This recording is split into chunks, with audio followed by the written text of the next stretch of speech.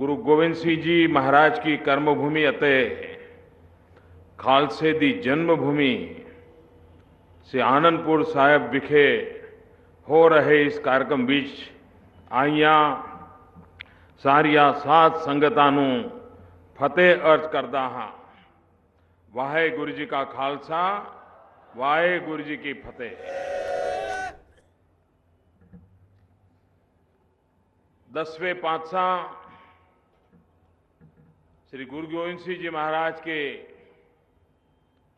350वें प्रकाश उत्सव को पूरा देश मना रहा है। भारत सरकार ने भी गुरु गोविंद सिंह जी का महाराज का संदेश हमारी नई पीढ़ी को पहुंचे, देश के कोने में पहुंचे, इस बात पर बल देते हुए पूरे देश में सरकार की तरफ से भी 350वां प्रकाश पर्व मनाने का तय किया है। आने वाले दिनों में पटना साहिब में भी बहुत बड़ी संगत होने वाली है और भारत सरकार ने जो भी इस प्रकाश पर्व के लिए पटना साहिब जाना चाहते हैं, रेलवे की सुविधा उपलब्ध कराने की व्यवस्था भी की है ताकि हर कोई जो जाना चाहता है आसानी से वहां पहुंच सके। भाइयों बहनों, ये मेरा सौभाग्य रहा कि पंजाब की धरती पर कई वर्षों तक मुझे काम करने का अवसर मिला था और उसके कारण आनंदपुर साहिब की इस पवित्र धरती पर आकर के मत्था टेकने का मुझे बार बार अवसर मिलता था।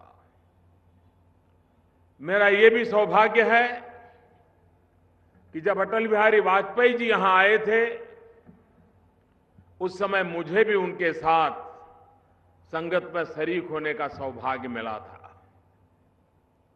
प्रधानमंत्री बनने के बाद आज पहली बार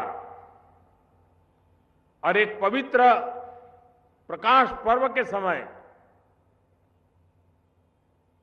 इस पवित्र धरती को नमन करने का मुझे सौभाग्य मिला है।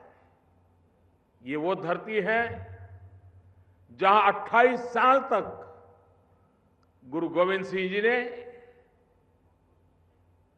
त्याग, बलिदान, तपस्या, वीरता, पूरे समाज को खड़ा करने का एक भगीरथ प्रयास किया था। मेरा इस धरती से नाता, मैं हमेशा कहता हूं, मेरा यहां खून का रिश्ता है।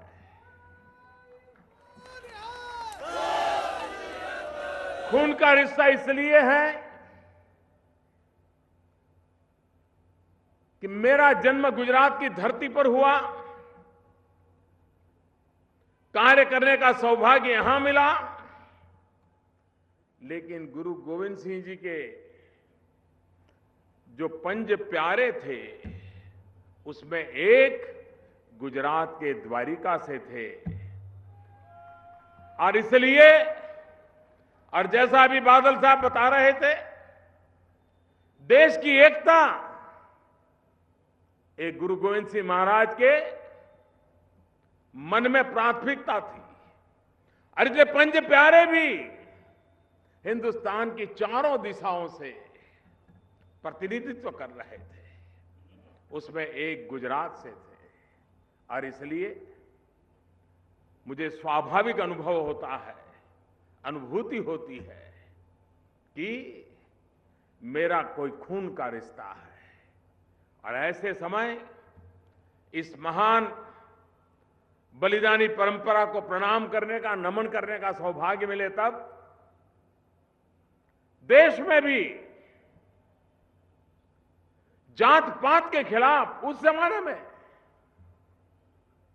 गुरु गोविंद सिंह जी महाराज सबकी एकता के लिए प्रखर रहते थे। ऊंच नीच का विरोध करना, पंथा पंथ का विरोध करना, सबको एक साथ चलने का, मानस को मानस के रूप में मानने का, ये महान परंपरा उन्होंने जी करके दिखाई थी। उस कालखंड को देखें, पूरा परिवार बलिदान, ऐसा वंशदानी शायद इतिहास के झरोखे में कहीं नजर आ सकता है, जो गुरु गोविंद सिंह महाराज ने अपने जीवन से करके दिखाया था। और उस कालखंड को देखें, एक तरफ भयंकर क्रूरता थी, जुल्म थे, अत्याचार थे। गुरु गोविंद सिंह महाराज का मार्ग एक तरफ क्रूरता तो दूसरी तरफ वीरता का था। उन्होंने वीरता का मार्ग लिया, जन सामान्य में वीरता पैदा करने का प्रयास किया। क्रूरता का मुकाबला क्रूरता से नहीं, क्रूरता का मुकाबला वीरता से करने का संदेश गुरु गोविंद सिंह महाराज ने दिया। आज जब देश की एकता, अखंडता, शांति, एकता, सद्भाव, इस मंत्र को हमें जीना भी है और नई पीढ़ी को जीने के लिए प्रेरित भी करना है। बिखराव करने वाले लोगों की संख्या कम नहीं होती, लेकिन एकता करने वालों का ताकत भी अनेक गुना होता है। ये महान परंपरा हमें एकता का मार्ग दिखाती है, सद्भावना का मार्ग दिखाती है, सेवा का रास्ता बताती है। अगर त्याग है, बलिदान है, तो सेवा भी उच्च कोटि की है।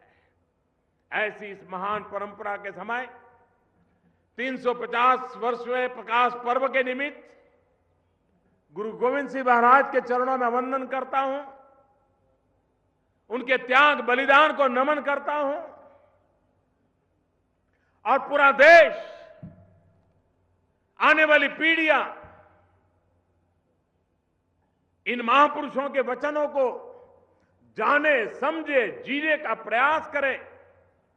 इसके लिए इस प्रकाश पर्व हमें नित्य निरंतर प्रकाश देता रहे।